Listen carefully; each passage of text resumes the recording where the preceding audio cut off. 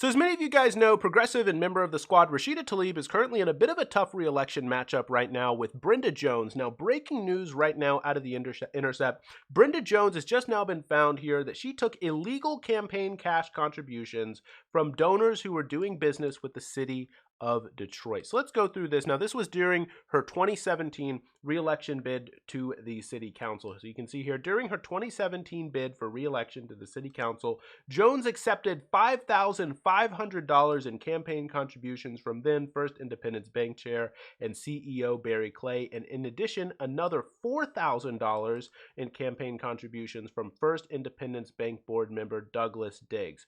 Now, the donations occurred at the time when First Independence had a contract with the Detroit City Police Pension Fund, where obviously Jones, being the president of the city council, was a major trustee of, and the bank was running loans to them. So basically, these people, the CEO and the people on the board, were sending money to Brenda Jones to make sure that they could, get what they wanted when it came to the loans, get the favorable contracts, and things like this. I mean, this is a textbook pay for play. I mean, this is, they'll have this example in the textbook, and this is the example that they're going to use for you on the text on the test to make sure that you understand the law. Because I mean, this is just so this is just pretty blatant right here. Just pretty straightforward violation of the law.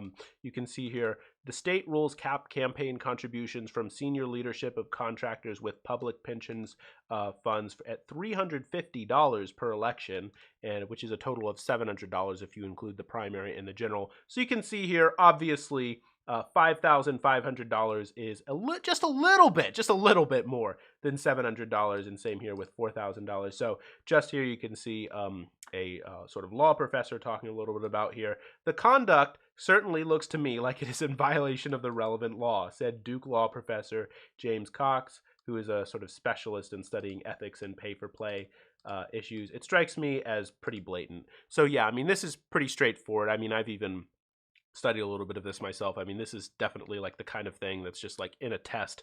I mean, it's so blatant, so obvious, pretty straightforward violation of the law. I'm not exactly sure when it comes to Detroit, when it comes to Michigan, what exactly, the penalty for this kind of thing is, but it's definitely illegal, definitely morally problematic as well, right? Like not just illegal, also a violation of sort of some, like ethical codes, et cetera, et cetera. But this is also really relevant politically, because if you look here at some of the polls right now, so Rashida Tlaib is like 9 points ahead, 10 points ahead of Brenda Jones right now in the most recent poll for Michigan 13. And you might be like, well, that's pretty comfortable. I mean, that's a pretty big spread.